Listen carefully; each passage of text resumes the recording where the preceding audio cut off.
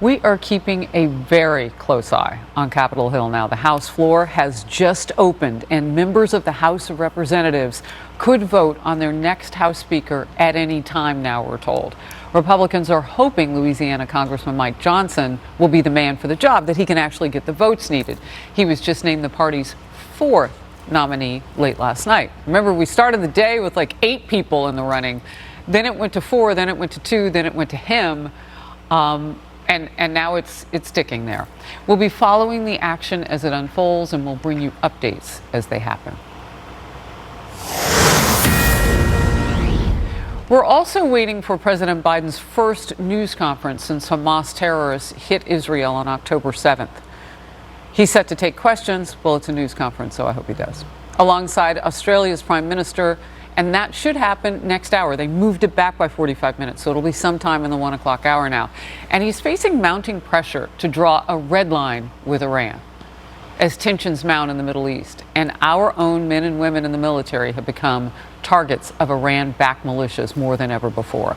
You're watching Outnumbered. I'm Harris Faulkner, here with my co-hosts, Kayleigh McEnany and Emily Campagno. Also joining us today, human rights attorney, CEO of the Lawfare Project, and author of End Jew Hatred, Brooke Goldstein, and Fox News contributor, former White House press secretary Ari Fleischer. We welcome them both.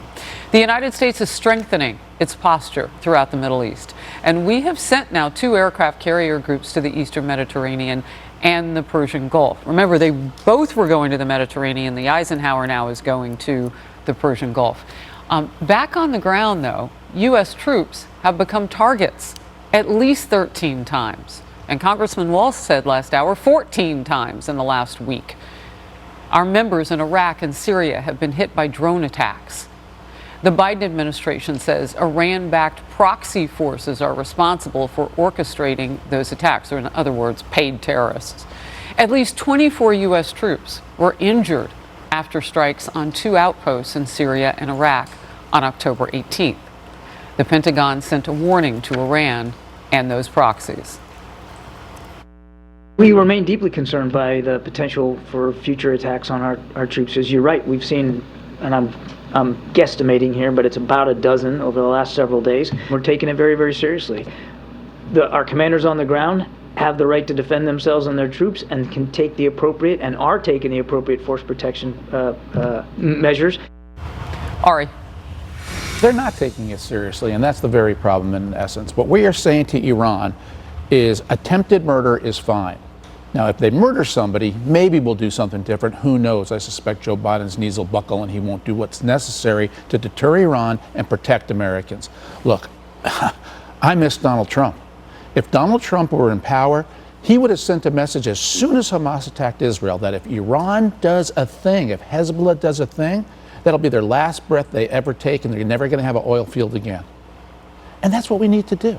They have now attacked and injured almost 24 American servicemen, and we do nothing. We need to militarily strike Iran, Harris. If you want deterrence to work, it's got to be credible. What they're saying is nonsense. It's not backed up by anything of meaningful significance. What do you say about the argument that that could tip us in World War III? That's exactly what Barack Obama said when he wouldn't enforce the red line in Syria. He said it's war, it's war. As we've seen, when President Trump took out the commander of Iran's military, they tucked their tail and ran. That's what deterrence gets you. It's the absence of deterrence that leads to war. That's what makes Iran get emboldened to think they can get away with it, because under Joe Biden, they have and they can. All right, let's talk about the previous president for just a second, because we remember the red line with Syria. And then Syria crossed it so many ways, it was like they were jumping rope over it. Yeah. And Obama did not fortify or move upon that red line when it was crossed. But Trump did. He sent in Tomahawk missiles when they used chem weapons against their people in Syria, Bashar al-Assad. Exactly right. And they understood force and they understood strength. And with former President Trump, it wasn't just word. Yes, the words were there. I'm told in no uncertain terms and in very harsh language, which is not to be repeated. He said to the Taliban, if you harm an American soldier in Afghanistan, there will be repercussions. Not a single American soldier died in the final year of Trump's presidency. They also understood action, the maximum pressure campaign against Iran, tearing up the Iran deal, to your point, taking out Soleimani. What a difference it it was. And with President Biden, I mean, you have the $6 billion, of course. You have the weak words. It befuddles me that since this happened on October 7th, that's Saturday, this terrorist attack by Hamas, definitely green-lighted by Iran, if not directly this attack, certainly funded, we know it's an Iranian proxy, that we've only heard Iran mentioned from President Biden 4 times. And the words in which he has used are so weak. We'll continue to hold them accountable and be careful. They unleash terror. They burn babies alive through their proxies in Hamas. And we've gotten 4 statements from the president. We need to get more today in that press conference. Last hour, Emily, Gianno Caldwell said that this was a political calculation. Sure, if it is. I don't know if that's being generous or not. I mean, to what end? I think all this is doing is sending a message of a weak, feckless administration that has invited essentially this death by 1,000 cuts. At what point will the cut be big enough that we stand up? John Kirby went on to say after that shot we played, and as you know, the president has added additional military force to the region, and now one of those carrier strike groups is going to go on through to the Gulf region to make sure we send a strong signal of not only deterrence, but our willingness to protect and defend ourselves and our national interests. To me, that was the most important point because it absolutely falls flat on its face. What signal are we sending other than capitulation and emboldenment and now a direct behavioral statement that you can go ahead and attack us multiple times, well over 100 actually now, and we will not respond? You know, Brooke, there is another way to look at those attacks. They're warm-up. We have a lot of people in this country, we know nothing about them. We have pulled a number of terrorists at that border that far exceeds what we've seen in the last decade even. Yes, we have a big problem. We have Iranian sleeper cells within this country. I think what's really important is to, understand the concerns. Nobody wants a regional war, and that's what Iran is trying to do. But the best way to stop a regional war is to support Israel, which is on the front lines. Israel must eliminate Hamas. And what we're doing with this so-called humanitarian aid is rearming Hamas. The EU is rearming Hamas. The United States is giving Hamas what they need to continue their conflict.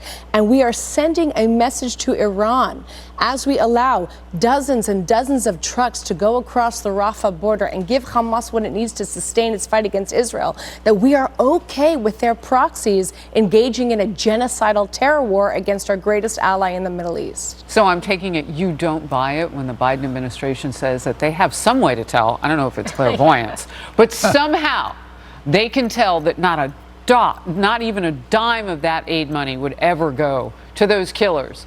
It's not even. Chris, it is so insulting to the American public because everybody knows when you're an attorney, money is fungible. If you're giving money for one thing, it frees up money for something else. If you're giving, gas to Hamas and they say they're using it for civilian purposes, they are not. It frees up for something else. We know that Hamas has the gas it needs. We know that it has over 20,000 more rockets to shoot at Israel. What are we doing? If we're fighting the Taliban, or when we're fighting ISIS or Al Qaeda, are we then providing them with humanitarian aid at the same time? No, we have to defeat them, and we have to defeat every last ember. Well, I'll tell you how great this country is, though. We built a lot of schools. We did a lot of things on the ground in Afghanistan. The Taliban quickly folded all that in and destroyed every bit of it as we were pulling out. We left so much weaponry on the ground as well. If you don't mind my jumping in, the same thing happened when Israel withdrew from Gaza in 2005. The first thing the people of Gaza did was destroy all the synagogues that were left behind, and then the greenhouses, which were supposed to be the core of a new Palestinian agricultural economy. They destroyed them all. Why would you destroy the greenhouses? I mean, the synagogues, they hate Jews. That's their purpose on the planet. But why would you wipe away your ability to eat? Because they were built by Jews. No, because they want to keep the population hostage. This is the Hamas occupation of the Arab people in Gaza. That's what's happening now. Wow, occupation, but they don't build anything. They don't make anything except for tunnels and weapons. Yep. All right, coming up. The House of Representatives could vote on a new House Speaker at any moment, we are told. We will keep you updated on the action now that the House is reopened for the day. It's happening on Capitol Hill.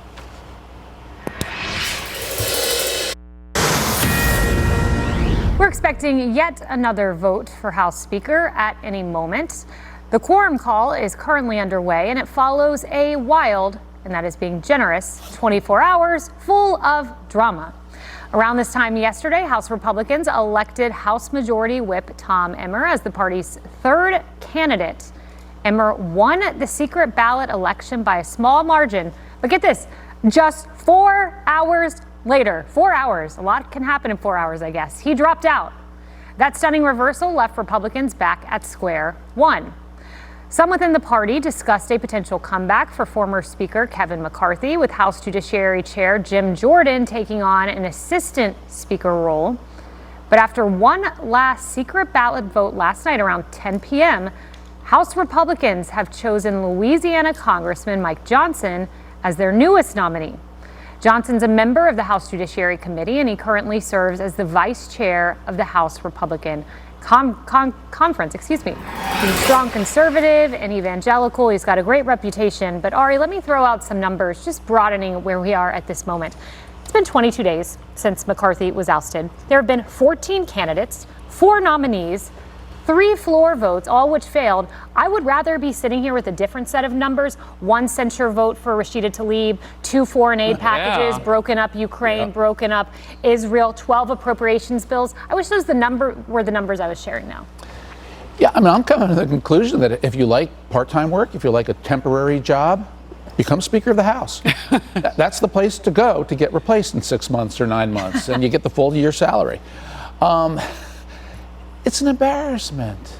And I just don't know if House Republicans have recognized how much damage they've done to themselves and how much damage they've done to whether or not they should be entrusted to be in the majority. I hate to put it that way, but I've come to that conclusion.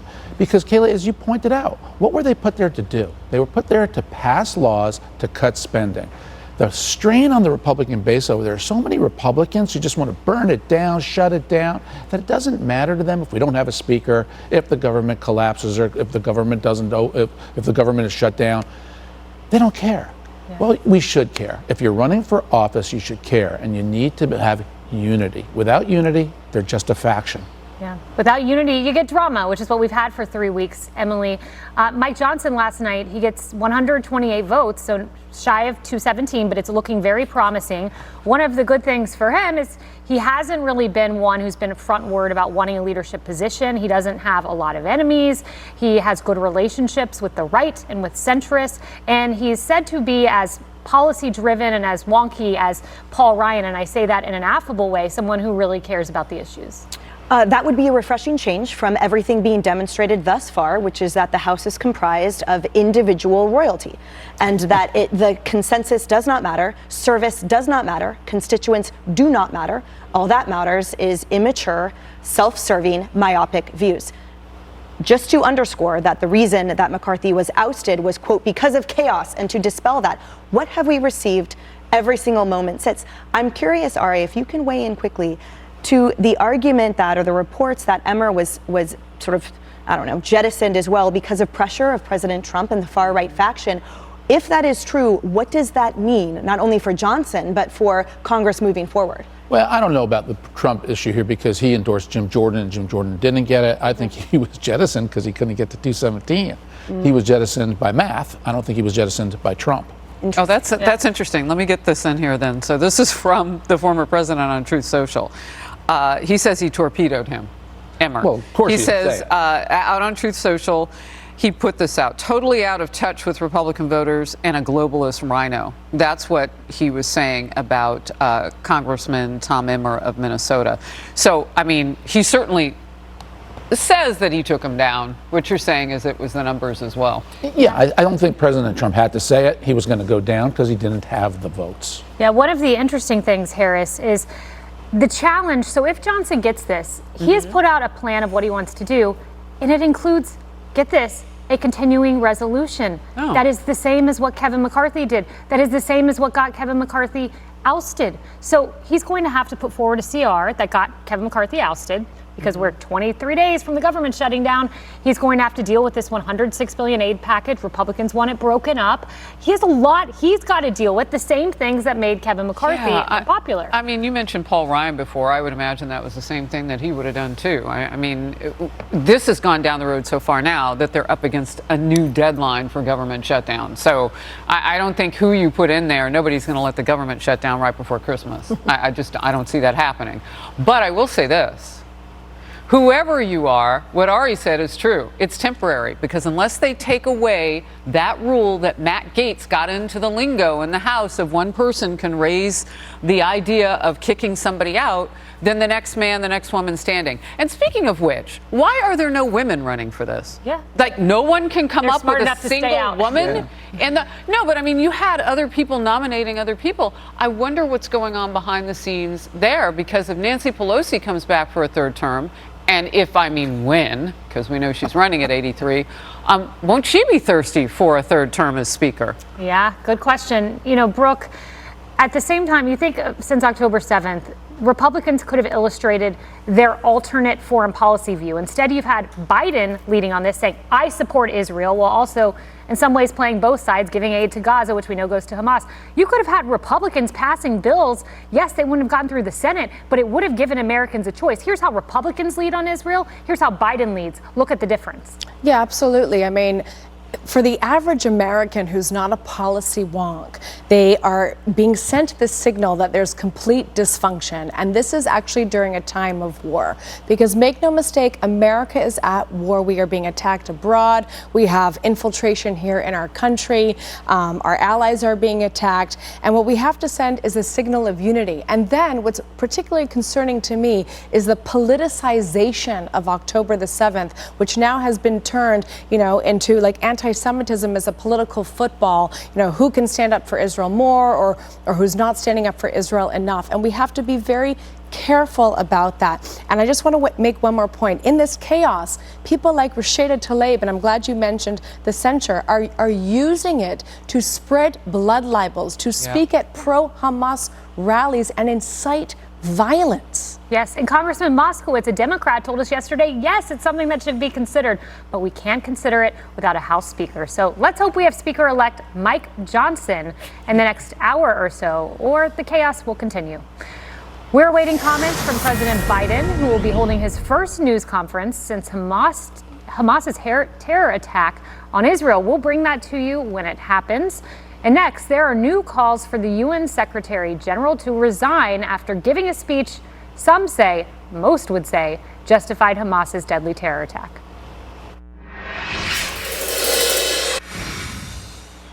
The United Nations Secretary General is facing fierce backlash and calls for his resignation after this shocking accusation against Israel yesterday. It is important to also recognize the attacks by Hamas did not happen in a vacuum. The Palestinian people have been subjected to 56 years of suffocating occupation. They have seen their land steadily devoured by settlements and plagued by violence, their economy stifled, their people displaced, and their homes demolished. Their hopes for a political solution to their plight have been vanishing. That was the Secretary General for the entire UN, accusing Israel of oppressing Palestinians. The Israeli Minister of Foreign Affairs fired back. Mr. President, Minister of Foreign Affairs, members of the Security Council, as we meet here today, young babies, children are held in Gaza. This is beyond imagination. A living nightmare. Ofri, 10 years old. Avigail, 3 years old. Maya, 17 years old. Raz, 4 years old. Aviv, 2 years old. Ariel, 4 years old. Kfir, little Kfir, only 9 months. Yuval, 8 years old. Ofir, 17 years old. There are just a few of the many children and babies that have not seen evil. They have not caused evil, but they are victims of evil. These kids witness horror which cannot be described by word. Mr. Secretary General, in what world do you live? Definitely, this is not our world. Now, the UN Secretary General did respond again, and he said, quote, "I am shocked by some misrepresentation of my comments as if I was justifying acts of terror by Hamas. This is false," he said, and it was the opposite. Brooke, what are your thoughts? Listen, people like this UN official and also Queen Rania of Jordan are acting as Islamo-Nazi mouthpieces. They are justifying the genocide of the Jewish people. And we have been here before and we have seen this. And I can't tell you what it feels like to be a Jewish person, a granddaughter of Holocaust survivors. I never thought I would see this in my lifetime. And by the way, they're not just justifying it. The United Nations is working with Hamas to abuse Palestinian children. The United Nations Relief Works Agency, or UNRWA, operates schools. They have invited Hamas's youth wing, Al-Qutla al-Islamiyah, to recruit innocent Muslim children from the schools to operate as human shields, to operate as child soldiers, to operate as suicide homicide bombers. They're allowing their schools to be used as weapons depot. The United Nations is aiding and abetting and working with Hamas. They are the problem, and he absolutely has to go. We have tape of Queen Rania, who denounced the West for standing with Israel. Watch. In the last couple of weeks, we have seen, a glaring double standard in the world. When October 7th happened, the world immediately and unequivocally stood by Israel and its right to defend itself and condemned the attacks that happened. But what we're seeing the last couple of weeks, we're seeing silence in the world. Countries have stopped at just expressing concern or acknowledging the casualties, but always with a preface of declaration of support for Israel. And, are we being told that it is wrong to kill a family, an entire family at gunpoint, but it's okay to shell them to death? I mean, there is a glaring double standard here. And it is just shocking to the Arab world. The silence is deafening, and to many in our region, it makes the Western world complicit, through their support and through the cover that they give Israel, that it is just its right to defend itself. Many in the Arab world are looking at the Western world as not just tolerating this, but as aiding and abetting it. And this is just horrendous, and it's deeply, deeply disappointing to all of us. This is the greatest gaslighting, victim blaming in history. And I want to go back a little bit in terms of Queen Rania. Jordan is holding these so-called Palestinian Arabs as second-class citizens in refugee camps for dozens of years. That's right. Who is she to talk about civil rights? First, they took our slave name, okay? Jews were named Palestinian by the Roman occupier. We were named it after our enemies in the biblical times, the Philistines. They took our slave name. Then they told us that Jews are not from Judea. If Jews are not from Judea, I don't know where we're from. Then they're telling us our mere presence, homes, families in Judea is a provocation for violence. And now they're telling us that when we came out of Gaza, they established their Islamic state of Gaza. We gave them a state, that they're under our occupation, and therefore it justifies killing innocent Jews. This is Nazi talk. And I'm so grateful, I have to say, to be here on this couch, to have the moral clarity and to be on Fox News, because you are leading in the moral battle against this evil. We are dealing with pure evil right now. We're honored to be here with you today, Brooke. Thank you for your voice. It's so important. Ari, what do you make of this? Two things. One, on Queen Rania, let me remind her that when ISIS attacked and beheaded and burnt alive in cages Jordanians, it was King Abdullah of Jordan, who said he personally was going to fly fighter jets in to bomb ISIS. So what about the hypocrisy then, Queen? As for the United Nations, right? Not only was he wrong about Israel, he's wrong about the history in the region. If you want to look at the big picture of peace, there's one central fact. Every nation that ever sought peace, every nation or people that ever sought to make peace with Israel, found in Israel a ready, willing, and able partner that made peace. Egypt reached out under Anwar Sadat to make peace. Peace was made. Jordan, under King Hussein, reached out to make peace with Israel. Peace was made. The United Arab Emirates, Bahrain, Morocco, Saudi Arabia on the verge. You know why peace hasn't come to the Middle East? Because the Palestinians don't have a leader who was willing to engage with Israel, to engage in peace. If they did, peace would have been made, just as it was with Egypt and Jordan and everyone else. There's no such thing as a Palestinian peace movement. Where are all the pro-democracy rallies? Where are all the rallies against Hamas? They don't exist. And Kayleigh, you know, for those that argue about misrepresentation or representation or intimation of the comments of the Secretary General, the facts do not lie, which is that the United Nations over and over again has actually condemned and found violations by Israel in human rights, and yet has been mute the entire time since its inception on all of the atrocities and all of the human rights violations committed against Israel. They are stunning in their anti-Semitism. Yeah, you can't have it both ways, Mr. UN Secretary General. You can't in one moment say, I don't authorize violence against Israelis, and then in the next moment say, this did not happen in a vacuum. Now, what's this? Babies being burned alive, a pregnant woman being sliced open, her baby on the ground next to her being shot.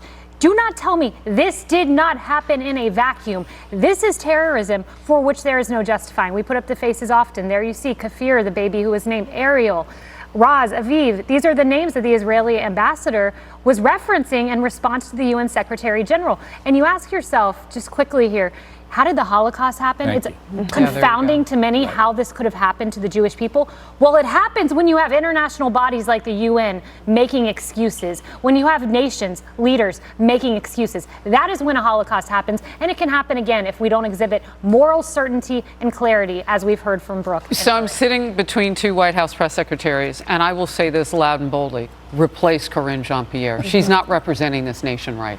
And she's not representing the people that we as a nation put in the White House correctly. Because I'll tell you what, either one of you would have responded to what the UN Secretary General had said. It would have been part of your remarks. That can't and it's on U.S. soil that he's saying this. That can't happen. Look, we sat out so late in World War II, didn't get in until the Japanese hit Pearl Harbor. We sat out late and millions of Jews died in between the time that we were being, you know, kind of, well, we want to be separate from the world. That's a foreign war. It doesn't, as long as we make ourselves defensively strong at home, we don't need to get involved. But we did. And we do now. And we stand with you. You are not alone. Thank you. We particularly stand with you because you are not alone. Amen. And we want you to know it. The White House speakers are proxies of the commander-in-chief. I argue replace the commander-in-chief. You know, not to bleed topics from the first block, well, but these when we two talk weren't. about the deterrence They're sentient beings. When we talk about the deterrence that this administration has been trying to send, you think about our president who keeps just saying, don't. The point is, or what? That is what Hamas is saying. They are saying, or what? And it is further emboldened by the United Nations Secretary General and every other campus and every other community that is rising up against Israel right now. That takes nothing that we say for any truth. So much more to come, including this. Up next, new calls to expel the George Washington University students who projected this and other horrifying messages in support of the terrorist organization Hamas. College students at dozens of schools today are preparing to ditch class and protest Israel's response to Hamas's attempted genocide. Now, they're calling for an immediate ceasefire and the end of American aid to Israel. Meanwhile, some students at George Washington University are also demonstrating, using a projector to display anti-Israel messages on the school's library. This one reads, "Your tuition is funding genocide in Gaza." Another says, the blood of Palestinians is on your hands. And potentially most shocking of all, this message hails glory to our martyrs, as in Hamas terrorists who butchered innocent Israeli civilians. The university has released a statement saying, in part, quote, the projections on the university's library violated university policy, and leadership intervened to ensure that these projections were removed. The statements made by these individuals in no way reflect the views of the university. We are reviewing this incident and will take any appropriate steps with respect to the individuals involved in accordance with university policies. Brooke, the point, however, is not necessarily that actually tepid response by the university, but in the freedom and emboldenment and social contagiousness that these kids feel that they are able to participate, and amplify these vile messages. Right. So I think there's two really important points to make here. Number one, universities have a legal responsibility to ensure that the environment is not hostile and doesn't target Jewish people. And we are working at the Lawfare project to provide pro bono legal counsel to students and professors who are suffering Title VI civil rights violations right now. But number two, people like me in the counterterrorism world and in the so-called pro-Israel advocacy world have been warning for the last 10 years about the infiltration of our academia by pro-terror and terror-affiliated groups. Students for Justice in Palestine, groups like Wall Palestine, who are pro-terror or terror-affiliated, are operating with impunity. And the Department of Education and Department of Homeland Security and the FBI are not doing enough to contain this, because this is not just a threat for Israel or Jewish people. This is a national security threat for the United States of America. Our academia is radicalized, and they're radicalizing them to be anti-Jewish, anti-Israel, and anti-American. These same people who are cheering for dead Jewish babies are also the people who were cheering on 9/11, and they're going to be cheering when there are further attacks, God forbid, on the United States. And Ari, I argue that, frankly, this represents a success of a movement decades long by socialists and communists and Marxists that attempted to socially agitate the United States, infiltrate our academic campuses so that this can foment, and that finally it's sort of erupting in this particularly insidious and unpalatable way. But the point is that this has been festering for quite some time, and it is an orchestrated, purposeful, structured event that we are seeing the disgusting results from. And sadly, too many of these university officials, dominated by left-wing faculty, were happy to be infiltrated because these students pay full tuition, they get money from Qatar and other nations. But what's happening on these campuses and what's happening with these protests is a modern-day American Kristallnacht. And that's the warning. Why do you think it did happen in Germany? The night that they broke the glass and attacked Jewish stores. This is an information Kristallnacht in America. They don't have to break glass and break into a store to show the future if America doesn't stand up to them. And this is a time of choosing for Americans of good heart. Why do we have people coming into this country who reject American values and carry out pro-Hamas protests? If people from Charlottesville came onto American campuses and protested, I assure you, every university would throw them out from the Charlottesville protesters. The people who said the Jews will not replace us, these protesters are saying we will replace the Jews.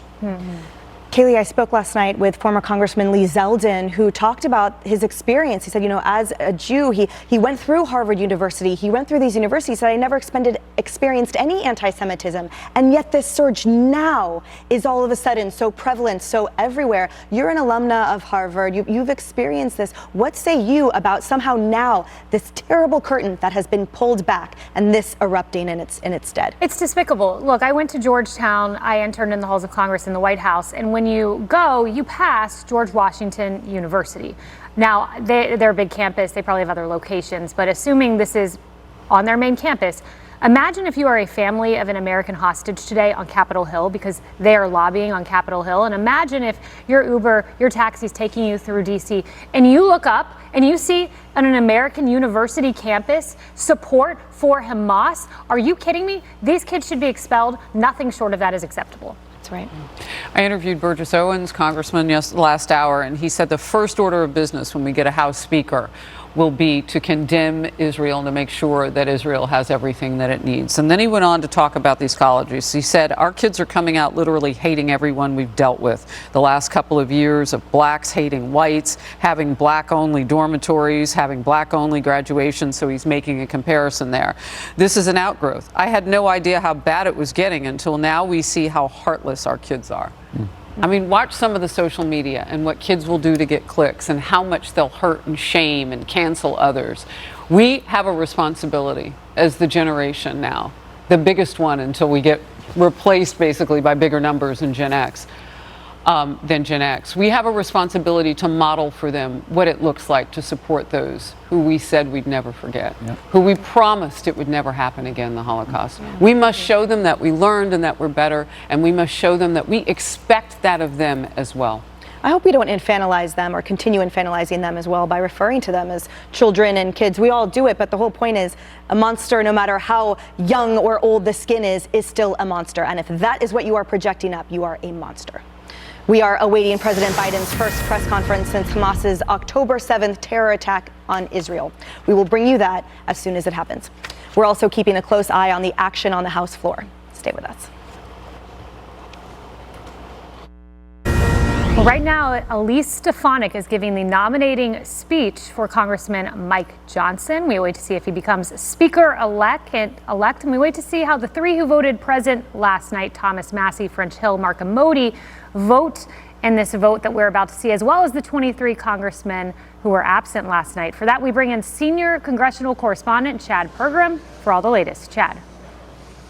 Kaylee, good afternoon. They're getting very close to starting this vote, the fourth vote for Speaker on the House floor here. You mentioned Mark Amodei. He is going to vote for Mike Johnson here, and they just did a quorum call in the House of Representatives. This is where they're getting all the members there to determine how many people are present. There are 433 total members of the House. 429 members responded to the call of the quorum. So that means if everybody votes for one member by name, the magic number will be 215 to win. Now, again, as you allude to, there were some people who voted present in the conference last night. I also spoke to some people who were against Jim Jordan in that vote last week. I talked to Kay Granger, the chairman of the Appropriations Committee. She indicated that she was for Mike Johnson. And the other factor here that's in play is just exhaustion. Members think that they want to get back to legislating. They want to get the House open again. They want to adopt a resolution to stand by Israel. They can't do that if there is no Speaker of the House. So this is why they are more confident today that they will be able to elect a Speaker. Again, this process will take probably about an hour and a half. And if everything goes according to plan, we could have a Speaker by about 2:30 in the afternoon. This would be the first Speaker of the House ever from Louisiana and the least experienced Speaker that we've had since the 1870s. That was John Carlisle of Kentucky, who at that point had served 4 terms in the House of Representatives. The same with Mike Johnson. Back to you. Chad Pergram, thank you. So one of those present votes, Mark Amodei for Mike Johnson. We certainly hope he's Speaker-elect by 2:30 p.m. More Outnumbered in just a moment. First, I want to thank our guest, Brooke Goldstein, for joining us for the first time. It was great. And Ari, always good to see you. We are awaiting remarks from President Biden right now. He is with the Prime Minister of Australia, and they are set to hold a news conference. That would be Biden's first since the October attacks.